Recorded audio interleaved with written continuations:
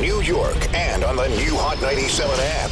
Ebro in the morning on Hot 97. Ebro in the morning. Beautiful Laura Styles. You got Rosenberg here. And NFL veteran, formerly of the Jets, now of Luke Cage.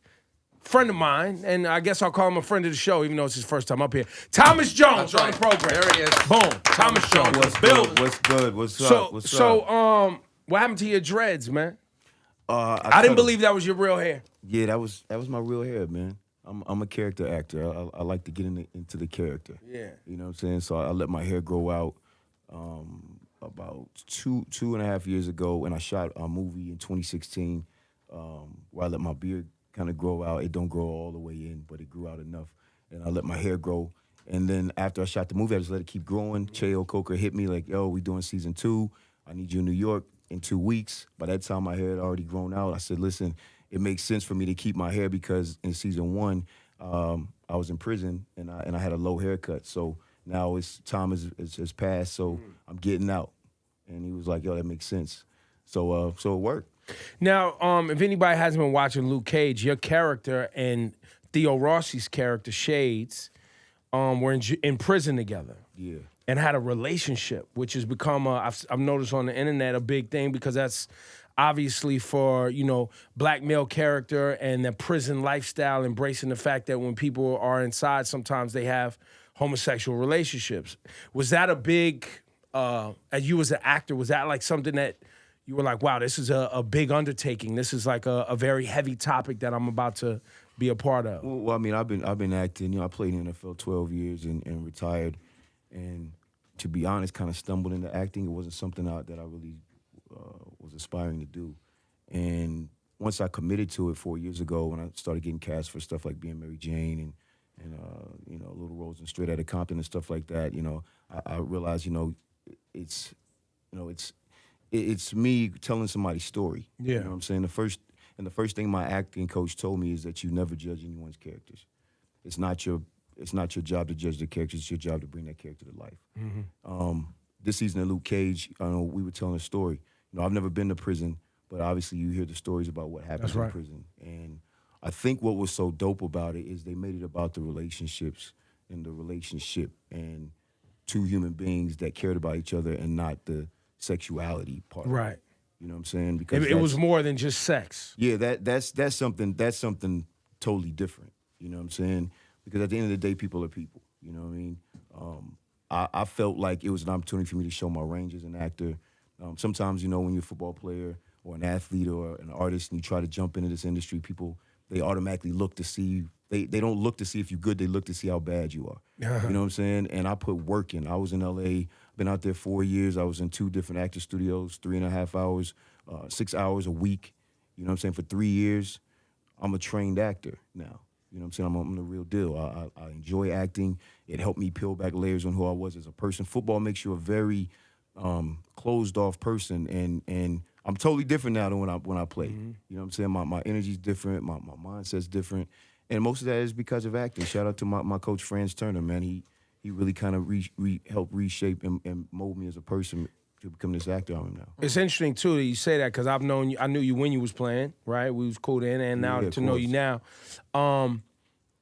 Obviously, I've always known you as kind of like a person who was inquisitive and, you were always trying to have conversations that just weren't about whatever was surface. You know what I mean? Yeah. So what exactly did you feel like you learned about yourself post-NFL? I mean, football takes a lot of humanity away from you. You know what I'm saying? I mean, when you play 12 years in the NFL, at some point it's not about the money anymore. It's not even about winning anymore. You know what I'm saying? It's about the game, the X's and O's, the strategy, the violence of it. You start to get around 6, 7, 8, 9, 10. You really, you've made money. You have your stuff, your cars, your house. You get your second contract. Whatever it is, whatever. Now it's about domination. You know what I'm saying? And that takes you deeper in this rabbit hole of that loss of humanity. Because, my rush was just knocking somebody down or knowing that, somebody was scared to tackle me. You know what I'm saying? It became psychological. And because being a football player, you can't show weakness, you can't show vulnerability. You're not a human in a way. You know what I'm saying? People don't understand it. It's a very It's violence. It's violence. a very irrational world. Yeah. So when a lot of people speak on the NFL and the environment and the NFL players in that situations, it's like you have no idea. Similar to being in the military. You know what I'm saying? So as an actor, the only way, especially somebody like me, you know, dark skinned black man, tattoos, people are already intimidated for whatever reason. You know what I'm saying? So, you know, for me to show vulnerability is the quickest way for me to get the audience to love my character and like my character and care about my character because they already assume that I'm not that way. So my coach, Franz Turner, he really helped me use all the bad stuff, all the things in your life that you don't want to necessarily deal with, family situations, relationship situations, things that you push to the side as a football player. Those are the things that I look to the most as an actor, and I add all of that stuff into my characters to make me as human as possible. Do you, you know, speaking of football and humanity, right? We're living in a time where humanity is on the field, right? You're watching players take a knee based on what you're saying, right? Yeah. We're feeling for people who look like us in neighborhoods that we come from, Exactly. and we want the world to know that we're in pain Exactly. for what's happening in the abuse of power from police and whatever the systems are that are oppressing people who look like us in our neighborhood. And it's pretty stark, right? When you look at the NFL, it's the black players who are kneeling, and it's other than Chris Long and maybe one other player who I don't think they knelt, they spoke out. Yeah. It's the black players that are really taking this issue on. Yeah. How do you feel looking at it? And how do you feel about the NFL right now? Are you watching? Are you supporting? You know what? I haven't, since I started acting, I haven't really watched much football, to be honest. I'm just kind of disconnected from the game. Are you protesting? Like not watching at all? There you go. Well, at this point, I'm one of those people that if I was playing, I would have been on the front lines protesting. I would have been taking a knee. I would have been one of those people out front. Now it's a mixture of both. You know, I mean, I'm just not interested really in it anymore because I'm a full-time actor. And on top of that, you know, when you got the president, you know, calling out players for peacefully protesting against a real issue, it turns you away from the game. You know, I love the fans that support me. I love the fans that supported me when I played, and I always will. I'm a very grateful and appreciative, humble person. But at the end of the day, I mean, I'm still a black man, and that's a platform for us to express some of the things that are going on that we don't agree with. It's within our rights as U.S. citizens. We're not doing anything wrong. It's funny, the same people that tell you to be quiet because you're not a politician, they're not politicians, but they think they're allowed to speak. When in actuality, we deal with more politics on that level than anybody because you're dealing with billionaires every day. We're dealing with millions of dollars because that's ultimately what everything comes down to. So, I think it's a mixture of both. You know, I mean, I don't support, you know, the owners telling the players to stay in the locker room so they won't kneel. It's a business, I understand that, but at the same time, you know, the NFL's with 70% black. And if you see Philando Castile and Alton Sterling and Sandra Bland, all these people, these look, they could be my cousin, my brother, my sister. You know what I'm saying? If my name was Philando Castile, would you care about me? If Philando Castile was Thomas Jones, would you care about him more because he played football? That's the perspective that they don't want to see it from. They don't look at it from that. They just know you're making millions of dollars.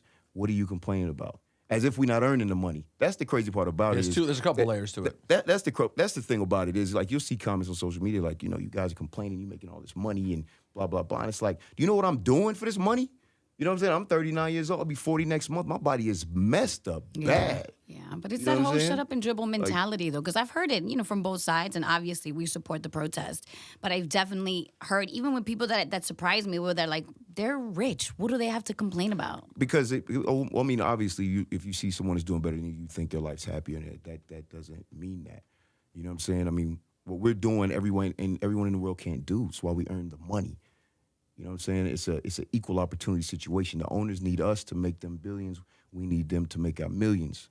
But So isn't it weird though that the fans have a tendency to relate more to the billionaire owner than the millionaire player, which is such a strange idea. When they're It's the not- ones sacrificing their bodies. But it's not really strange culturally.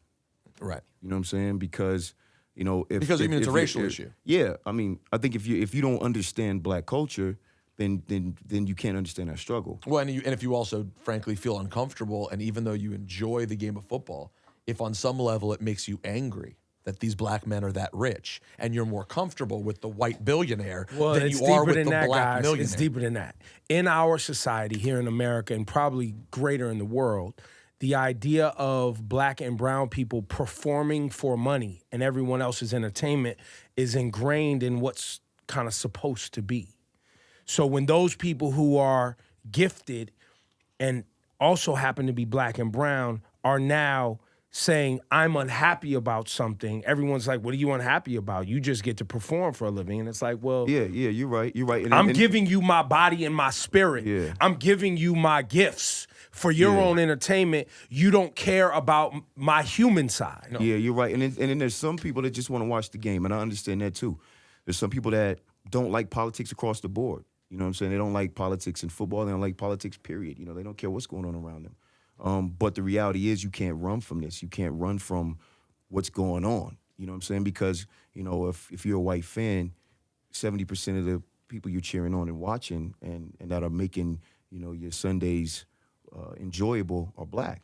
Well, but it's also, too, like people who say, you know, like they bring the military into the conversation. They try to act like the kneeling has something to do with disrespecting the military. The military goes out around the world and people say, you know, they're doing it to protect us, which is often the case, or so to provide us a certain lifestyle, which is also often the case, but that is political. The military goes out with assignments that are involved in political gamesmanship around the globe. So it's essentially it's politics still. Yeah, I mean, and then you have the NFL shield with the stars and whatever the stars and all that, and the red, white, and blue. You know, and that's a subliminal situation there. You know what I'm saying? You're trying to connect football to patriotism, and it's not the same thing.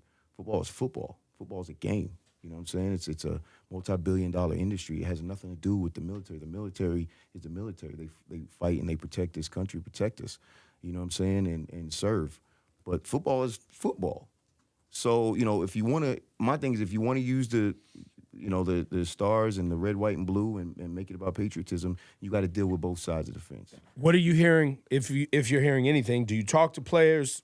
What is some of the things that players might be doing to continue this conversation this season? I know there are a lot of guys that are in the NFL that are, you know, still in the communities, still, you know, having rallies. Social media obviously is huge, just with information. It's kind of tough, man, you know, because, I mean, guys have their hands tied, you know, and I know the new rule now is you can't kneel. So you think guys will stay in the locker room? Yeah, I think guys will stay in the locker room, which is, you know, it's you know, the whole crazy part about it is, you know, I think the majority of people know that they're not disrespecting the flag. You know what I mean? It's an excuse. Anytime you don't want to believe something, you make up an excuse. That's with anything. You know what I mean? No matter what the situation is. If you don't want to, you know, break up with your girlfriend, you make an excuse for why you shouldn't. Mm-hmm. You know what I mean? And that's the case with that. People don't want to see black people expressing themselves using their power on their platform. Right. Do that somewhere else, because you'll hear other people say, "Well, I just think they could do it another way." You're like, "Okay, so what could they do?" And there's crickets. You know what I'm saying? What can they do? Kaepernick got that from a military veteran. He asked them. What's the best way to do it? Yeah, the guy said, "Don't do that." He didn't say, "Well, you know, I'm doing what I'm doing." He said, "Well, what should I do to bring attention to it?" Because people that look like me are being killed, and they're getting. And it's one thing if someone is being shot and it's a shootout, but it's another thing if people just getting killed on camera. You know what I'm saying? How you see somebody get killed on camera, and then you just sitting there saying, "Well, I need to see the rest of the footage." If he would have just, it's like, you just watched this person get shot and killed. He lost his life for nothing. I think that's the most shocking part, is like just the lack of empathy from people. And then it trickles down to everything else, from the people kneeling to them saying they're disrespecting the flag. It's like, it's crazy. And it's hard for these kids. Now, I came in the league in 2000. You know what I'm saying? There was no internet really like that. Internet wasn't popping. NFL Network wasn't around. I mean, we weren't even text messaging then. You know what I'm saying? So, wow, it is so different. Like communication Information. I knew it was time for me to get out of the league. My 12th year when I was in the locker room of the Kansas City Chiefs, and dudes are sitting in their locker on World Star in their locker, and they rapping in their locker and looking at World Star videos and tweeting. And I'm sitting there thinking like, man, getting your playbook. Like, you need to treat me, you need to get in a cold tub, you need to get in a weight room. Like, but the culture is different. And it's hard for these kids now, man. Like, I really feel bad for them because any and everything they do is on camera. It's talked about. Everybody has a platform to talk about things, even if they don't know what they're talking about, so they make something small big. It's a lot of pressure on these kids nowadays. You know what I'm saying? It's tough. Now, the one, just to wrap up at least the anthem thing, the Jets are very interesting because you have Woody Johnson, who is a known conservative. He's tied into the works for Trump. He's an ambassador for Trump in the UK. His brother Chris is known to be very different politically, and Chris is currently running the team and has said that he would pay for fines. Yeah, the fines. I saw that for the players. Yeah. So, what was your take on that? Do you have any memories of how Woody sort of operated, and did you know Chris at all? I don't remember Chris. That was what, 07, 09. I didn't have much of a relationship with Woody. He's the owner. He come around, say hello, and I'm there to do my job. I'm not there to be friends with everybody. You know what I mean? And I didn't really know Chris like that, but I think it's admirable. I think it shows that he actually has concern for, situations outside of football, because that's really what it is. You become a family. In a sense, you become a family. The players and coaches, it's high stakes every day. You one fumble or interception or loss away from getting fired or losing your job or getting cut. So everybody becomes super close because we all know at any moment something can happen to alter your life. You get paralyzed, break your leg, anything. You know what I mean? So it's definitely good to see someone like him step up to the plate, because obviously I know that's not the most popular thing to do. So I have a lot of respect for him for that.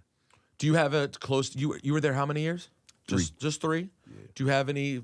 Did you keep a fondness for that time that you were here? I mean, obviously you were a Bear for a long time, but you were a meaningful Jet in the time that you were there too. I love New York. Listen, honestly, I didn't want to leave Chicago. We just went to the Super Bowl. You know what I mean? I was like, damn, if I stay, we gonna win. We lost to the Colts. I was like, we just need one more year. They traded me. I couldn't have gone to a better place.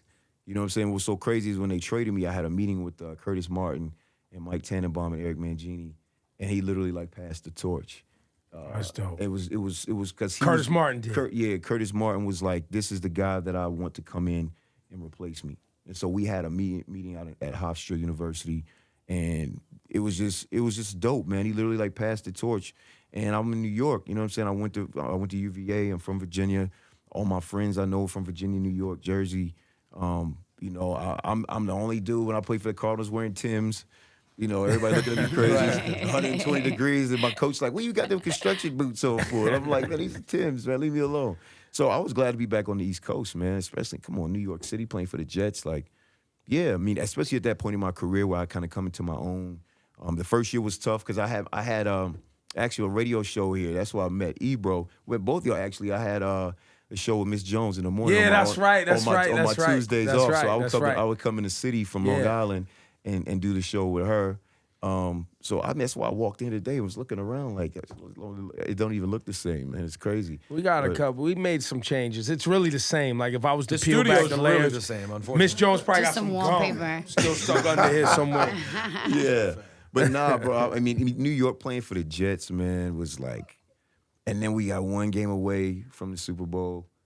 I mean, listen, man. The NFL was the gift and the curse for me. It changed my life, helped me financially be able to take care of my family, gave me some incredible memories.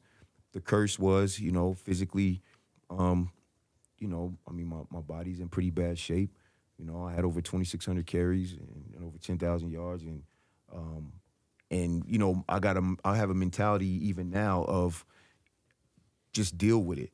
You know what I mean? No matter what it is. I mean, I've lost probably about 20 pounds just because as an actor, I didn't want to be too big and you get typecast because I'm a real actor. I love playing different characters, different roles. I don't want to get stuck in one situation, but Yeah, man, my body is in pretty bad shape. You know what I mean? Like knees and legs, Knees, back? legs. I broke my ribs my rookie year, and three rib heads came out of my sternum, and then they didn't put them back in the right way, so it caused me to have shortness of breath.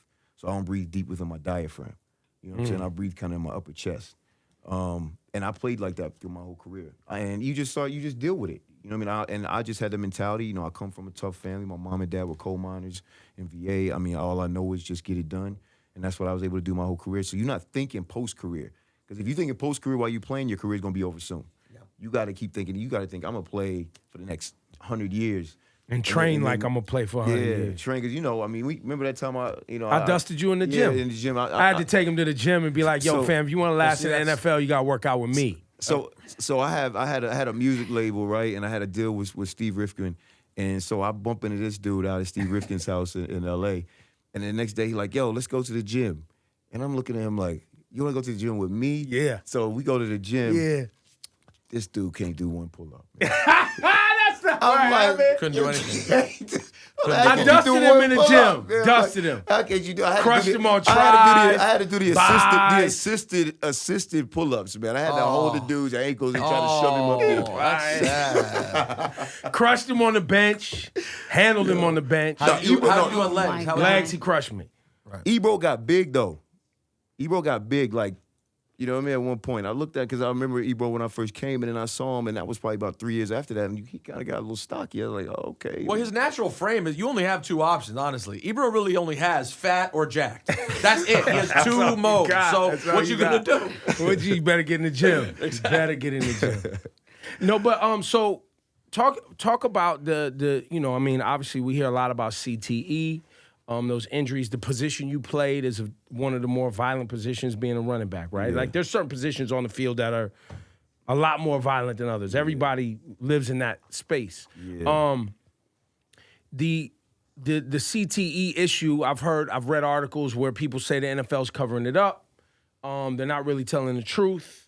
What's the ins and outs of this CTE thing? CTE is for real, man. It's real. I mean, I played against Junior Seau, for years. I mean, the dude had the world in the palm of his hands. I mean, and then I actually went to Boston University because I did a brain donation. So when I passed, I donated my brain to the Sports Legacy Institute in Boston, and I went up there with Chris Nowinski and Ann McKee.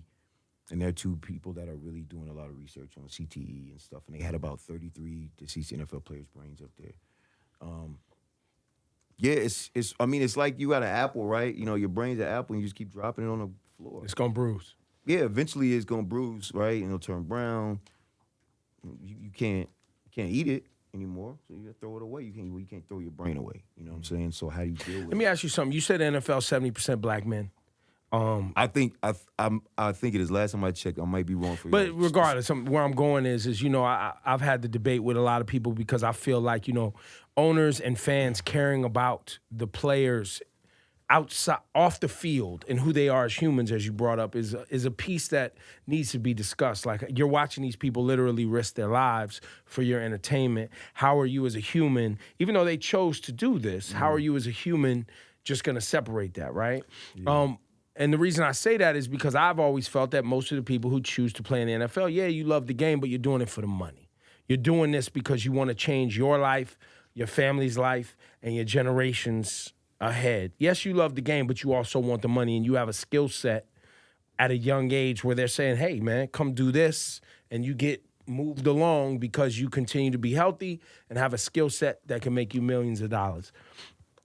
If you could have done something else, would you have played football? With what I know now, yeah. With what you know now. But that's the thing, like, people don't just play football for the money. You know what I mean? Like, this isn't the type of job you just do for the money. It's too hard. It's too hard, man. Like, I mean, people think, when I got to the NFL, I would talk to somebody and I would have a meeting coming up at like 9. So I might be on the phone with, I don't know, anybody, whatever, one of my friends, whatever. And I'm like, I'll hit you back after work. They're like, work? You on a football practice? I'm like, no, it's work, man. You know what I'm saying? Like, I've been here since 6:30. If I want to be decent, it's over at 4. If I want to be good, then I'll leave around 6. If I want to be great, I'll leave at 9:30, 10.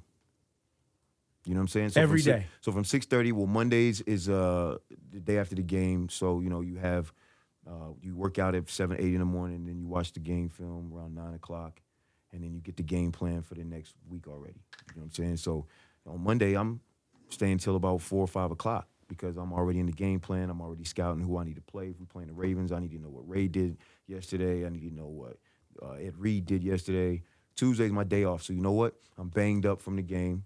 I had a Toradol shot, so it's just now starting to wear off. So now I'm getting treatment all day. So I might sleep in till 10, but then I'm at the facility till about 6 o'clock. What's a watching film. Toradol shot? A Toradol shot is like an anti-inflammatory that basically a lot of guys get before the game. If you have an injury, it just takes some of the edge off. Yeah. Takes the soreness out, takes some of the swelling out of the body. It's like taking a 10 Tylenol one time. All right, but it's temporary, right? You know what I Just mean? temporary. It's temporary, but it becomes addicting because once you get the shot, it's kind of like You feel magic, great. It's a magic potion. So you get it even when you don't need it. So for me, like, you have guys lined up, like, ready to get a Toradol shot. And, I mean, once I got the Toradol shot, Superman, let's go. But depending on what injury you have or how hard you're getting hit or whatever, you may have a thigh bruise, you may have a knee contusion, you may have something. It doesn't wear off till maybe a day or two later. So you don't really actually feel the pain of it until Thursday.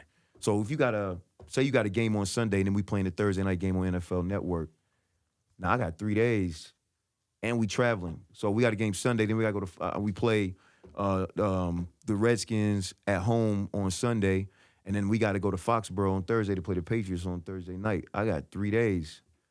So, I got to practice. The Toradol shot got to wear off, and then I got to get another Toradol shot on Thursday. So what I'm telling you is, like, it's too hard, man. The job is too hard to just do it for the money. If you don't love football, you're not going to play in the NFL. You won't even make it to the NFL. You know what I'm saying? Because it's too hard to even get there. So it's not something you just do for the money. It's not that type of job. Got it. You know what I mean? Couldn't be motivated enough to do the kind of work you do. No, it's like the money comes with the job. You know what I'm saying? And the money comes with being great at the job. Yes, the greater you are, the more you get paid. That's its misconception. Everybody think all NFL players got millions of dollars. They don't. My rookie minimum, I was the 7th pick in the draft. I went to the Cardinals. I took a year off because I just wanted 4 years instead of 5. They wanted to do a 5-year deal. I said, nah, I don't want to be here that long. So I took less money. My base salary was like $200,000. You know what I'm saying? And if you're on practice squad, it's less than that. And we like 50, 75,000. Yeah, you know what I mean? And we only get, and we got to Which after taxes for everybody else, what you're going to get, depending on whatever, you might get hit 30%. So but we also, you got to understand, we getting paid from September to December, right? So psychologically, that you getting your money in a 4-month span or whatever. So you still got 8 months left to budget that. And you're a kid and you never have money. 21 years old. It's people like sit there and think you see broke, you see all this stuff. People have no idea what it's like to be 21 years old, get money, regardless of how much it is, a significant amount of money. You know what I'm saying? Be in the limelight, in a major city, be the man, whatever. Look, I went from being the 7th pick in the draft to being labeled a bust, to having to dig myself out of a hole, to ending up rushing for over 10,000 yards, being an all-pro. You know what I'm saying? Like, that grind that wasn't just for the money, man. That was for my namesake, dignity, pride, heart. You know what I mean? The money, at some point, just becomes a byproduct of the work. And I think that's all football is just a microcosm of everything else. You know what I'm saying? Also, the money gets a lot less impressive when you remember that the average career is like 4 years. Yeah. Because everyone's here is $50 million, which, by the way, is a ton of money. But taxes, the amount of time your career can actually last, all of a sudden, you talk to someone who did really well. No guarantee. No guarantee for the NFL. You talk to someone who did well in their career, they made $200,000 a year, and they had a career that lasted 40 years long. Guess what? That adds up to millions and millions of dollars too. Well, we don't think about it that way. Well, if they start off if they start off making $200,000, they play another 12 years. more than likely they did well enough to get another deal. Well, no. What I mean is, if you were not a football player, No, he's saying like my job, where I've been doing the same job right? 30 years. No, Your you're career right. doesn't last You're right. 5 years, so You're you right. get to keep making money. Y'all only You're have right. a window You're this right. big. Plus, you also got to understand, as soon as you get that money, you become a human ATM machine. And that's the one thing that I would tell any rookie player in any sport that's listening, or anybody that gets money. Make people earn the money you give them. You know what I'm saying? Because if they don't earn the money you give them, they're not going to appreciate it, not going to respect what you do. Mom and to dad give. earned it. You know what I'm saying? Mom and dad earned it. Mom and dad, well, listen, mom and dad ain't on the field with you. No, what I'm meaning You know is what I'm you saying? probably took care of mom and dad because Yeah. they're mom and dad. They Yeah, earned it. but they weren't on the field though. Yeah, And did you just make sure no, they I'm weren't not- It wasn't with me abusing shooting in the gym. I'm not saying don't necessarily take care of your mom and dad, but what I'm saying is, as soon as you get paid and people see you as this, Cash machine. they still think they don't know the evolution process of football, right? High school, fun. Playing for my high school team, rivalries, the band, the uniform, all the kids I went to primary school, kindergarten with, whatever. College, internship, right? You making colleges millions of dollars, and they giving you a scholarship, and that's supposed to equal that. No, it don't. You know what I'm saying? I'm making y'all millions of dollars, and especially now with the playoffs and all that. It's an internship. You get to the pros, the first day you sign a contract, it's a job. It's a job now. It's not a game. So they don't know how to separate Pop Warner, high school, college to the NFL. They think it's still a game because you're still doing the same thing. No. It's not a game at that level. It's a job at that level. There's obligations. You're contractually locked into a deal. No matter whether you want to be there or not, no matter whether you want to go to work or not, you locked in. That's your job now. Make people earn the money you give them, because if you don't, it will ruin your relationships and it will hurt your pockets. And that's the one thing that I would tell any rookie that gets money. It doesn't matter whether you're a first-round pick, seventh-round pick. That's your money that you earning. And if you're giving it to somebody, make them earn that in some capacity. And it also helps them understand how important it is to respect somebody else's money too. Yo, before we let you get up out of here, talk to me about this movie you're about to drop. Yeah, okay, so I just sold a film to Sony. Shout out to Steve Belmont, Gino Taylor at Forgiven Films at Sony, called A Violent Man. I play mixed martial arts fighter, gets accused of murder. It's a crime thriller, directed by Matthew Berkowitz. Dope film. And you're the lead. This year? Oh yeah, I'm the lead executive producer. You can see the trailer online. Just look up A Violent Man. It'll be in theaters December 21st. And I'll let you know it's limited theatrical release, so I'll let you know the city. So Yo, yeah, come out here. Let's do a screening or something. Oh, it'll be in New York, so I'll definitely come up here in New York, because we'll get some. So you trained, or you was already trained, or I trained. so you nice with Jay? You can finally fight a little something now. You can. You know? I boxed. I boxed when I was in the NFL in the off season, just keep my hand stuff sharp and cardio, and then I trained MMA with John Lewis, who is Chuck Liddell's trainer. Chuck Liddell's in the movie. So Isak Tabankale is in it from Black Panther. Khalila Joy Dubose is in it. She's dope. Janice Richards, Bruce Davison. Chuck Liddell plays the other champion. So me and Chuck get it in the octagon. It's crazy, man. It was called A Violent Man, December 21st. It's about time you got nice with your hands, man. I was worried about you this whole time, man. I've been worried about you a long time. I was like, yo, got all these muscles and can run fast, but can't fight. But that's why I had you around, man. To make sure I was good. You know Ladies and gentlemen, this is Thomas Jones. Thomas Q. Jones. You know, I had to throw my him fault. off. My fault. Ebro, My fault. actor extraordinaire. Give him the cue. Fact. Give it up for him one time. Thomas. Thank you for your time, man. Thank you, brother. Appreciate it. Yo, don't be lying on my pull-up.